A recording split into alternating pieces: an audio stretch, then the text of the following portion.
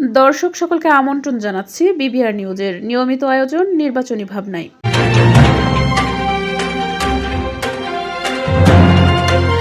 আমাদের ভ্রাম্যমাণ প্রতিনিধি আরিফ বিল্লার পাঠানো একান্ত সাক্ষাৎকারে আজকের অতিথি খুলনা ৫ আসনে বিএনপির মাগুরঘোনা ইউনিয়নের সভাপতি মোহাম্মদ শাহাদাত হোসেন। আমরা এখন সরাসরি চলে যাচ্ছি অতিথির কাছে।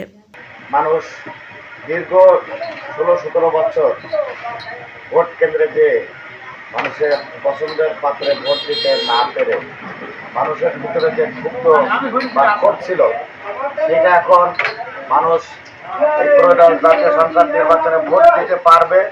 এর যে একটি আনন্দ, প্রত্যেক ঘরে ঘরে ঈদের আনন্দের মতন মানুষ ভাগাভাগি করে মেনে নিয়েছে। আমরা আশা করি আমাদের নেত্রী দেশমাতা বেগম খালেদা জিয়া যে মানুষের জন্য সংগ্রাম করেছেন, সে তার ভোট দিতে পারবে। নিজের ভোট নিজে দিবে, যাকে খুশি তাকে দিবে। সেই আন্দোলনে তিনি আজীবন সংগ্রাম করে গেছেন।